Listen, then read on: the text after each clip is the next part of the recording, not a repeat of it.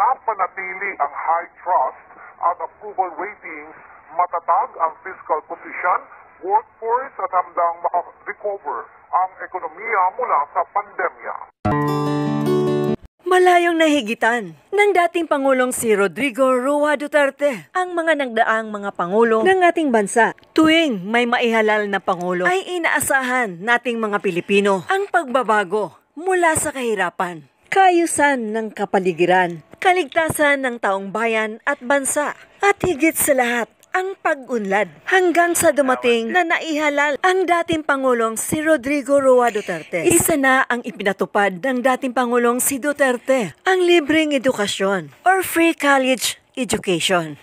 Kabilang nito ang University of the Philippines, Polytechnic, PUP, Mindanao University, at sa iba pang mga lalawigan na pinirmahan ng dating Pangulong si Duterte. Ang batas na ito, ito ay isang paraan upang tayo ay umunlad. Ang war on drugs, sa buong tapang niya itong hinarap. Dumating ang punto na kinalaban na siya ng buong mundo. Ang pagsaayos sa umaabusong water companies, ang Maynilad at ang Manila Water, ang kontratang nilagdaan nito sa gobyerno ay pabor lamang sa mga negosyante. I said, I'm proposing a new contract. You accept it. And if it's to your liking, sign it. If you don't, then there is no water. I will order the military to take over. And I will nationalize the water issue, and then I will file the corresponding charges. It's clearly, you ask any lawyer, it's clearly large scale or maybe plunder. At nagkaroon ng panibagong kontrata. Hindi na rin nagbayad ang gobyerno sa nasabing multa. Pinabagsak ang oligarkiya dahil sa pananamantala nito sa pagkontrol ng ekonomiya. Isa na rito ang mga Lopeses, ang may-ari ng ABS-CBN na nagkaroon ng malaking impluensya. Nang maupo si Duterte sa pagkapangulo ay hindi pinalusot at napuna niya ito ang hindi patas na pagbabalita at ang hindi paglabas sa kabuuang nabayaran na political ad that leads into closure. Hindi na pinahintulutan na mairenew ang prangkisa at ito'y tuluyan ng nagsara sa pamumuno ng dating Pangulo. Ay napakalaking achievement ito. Ang pabagsakin ang oligarkiya that would be considered a great success in Philippine history. Ang mga taong nagmanipula na naging sanhi ng kahirapan sa taong bayan ng ating bansang Pilipinas. Ang pangangalaga ng kalikasan, ipinasara ang Boracay for 6 months para sa environmental rehabilitation tulad ng paglinis sa Manila Bay at Pasig River na puno ng basura at bakterya. Pagsara ng 400 hotels dahil lumabag ito sa batas ng kalikasan. Kaya naman napuna ng taong bayan ang kanyang dedikasyon at pagmamahal sa bayan. Isa na rito ang isang OFW na gumawa pa ito na isang awiting makabagbag damdamin. Ito ay isang bilang alay para sa ating mahal na dating Pangulong si Duterte.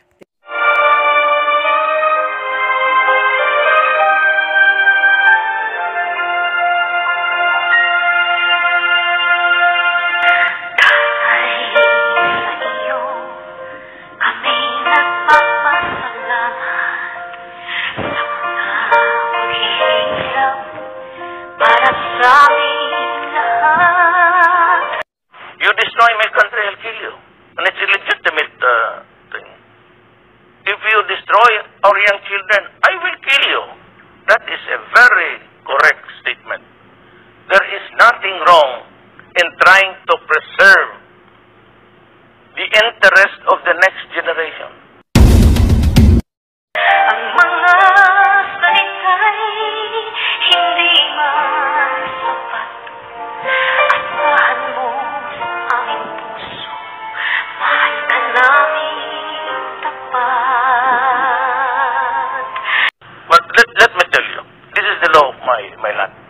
Here is a police. Here is a gangster. He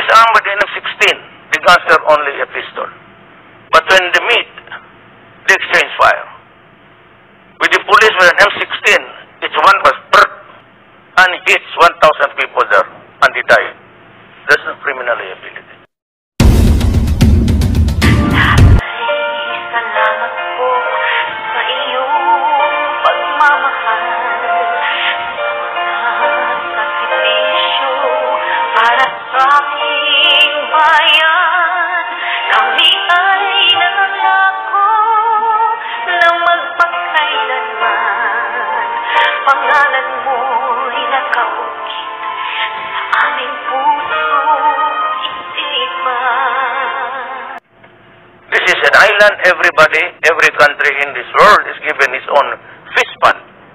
That's your fish fund where you get the fish, the shares and everything.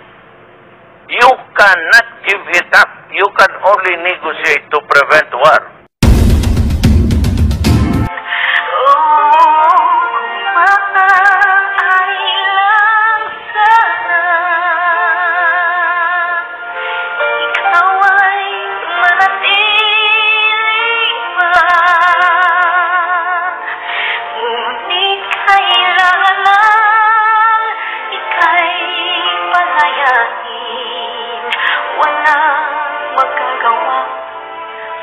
Warming relations with China. The President of the Republic of the Philippines, Rodrigo Roa Duterte, talked to Al Jazeera.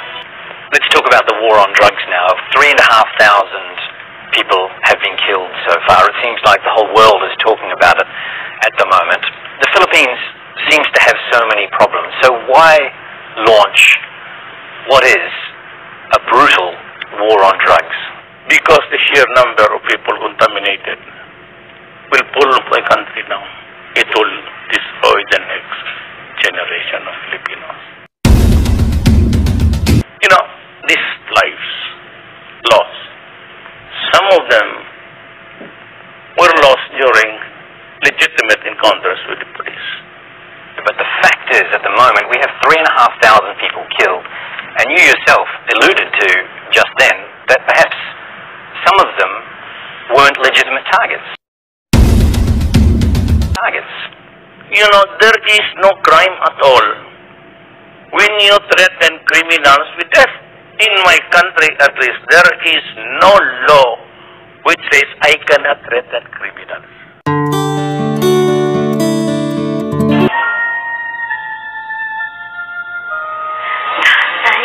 Salamat po sa aming buhay na nagbago. So I said, if we do not interdict this problem, the next generation will be having a serious problem. And I announced that, again, same. You destroy my country, I'll kill you. And it's a legitimate thing. If you destroy our young children, I will kill you. That is a very correct statement. There is nothing wrong in trying to preserve the interest of the next generation.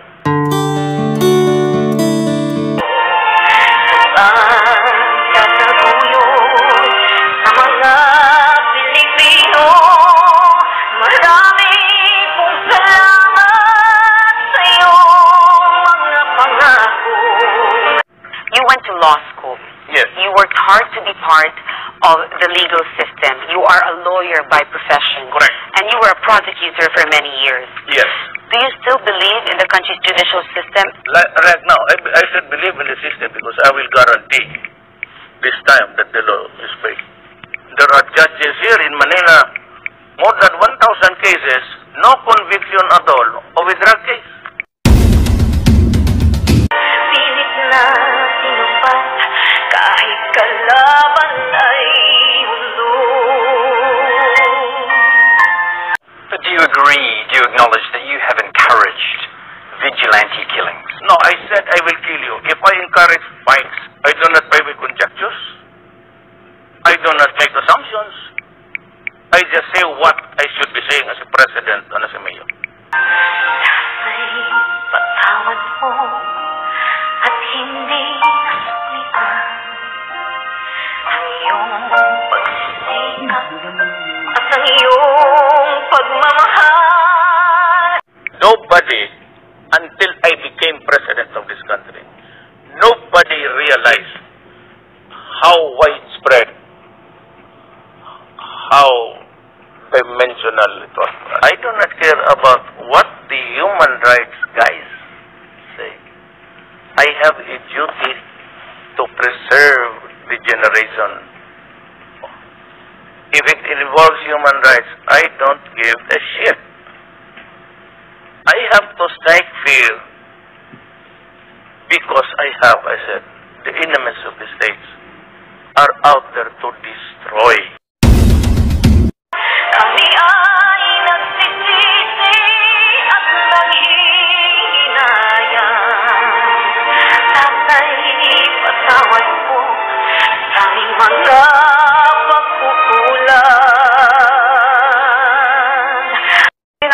about possible ramifications in the future for you, a possible impeachment or being tried in the international court? Good question. Before you can begin, you must determine that I have committed a crime in my country. That I have committed mass murders in my country and then charge me them. There can be no ramifications when I say that I will kill you if you destroy my land. It's a legitimate statement of any general, of any wartime president, of any tribal leader to say those things. Of course, you said there can be consequences. But I am not worried about this thing. I do not make any projections. So, what is it to the lives already lost? I have 4 million addicts to take care of.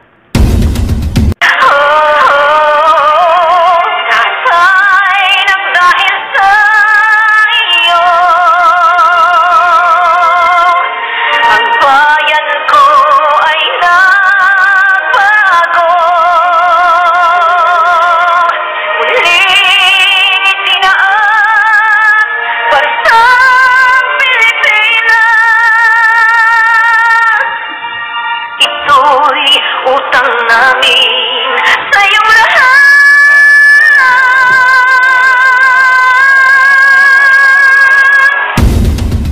I was the only mayor brave enough to say those things.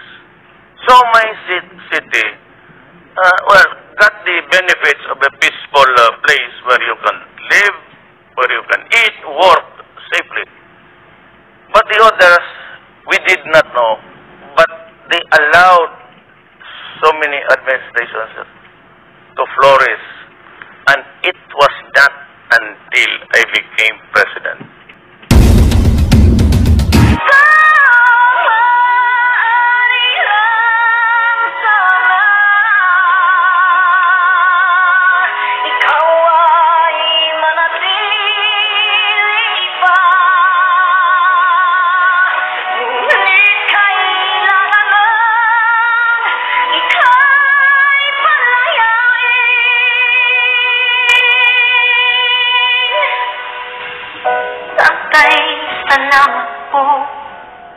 Tatay, patawad po.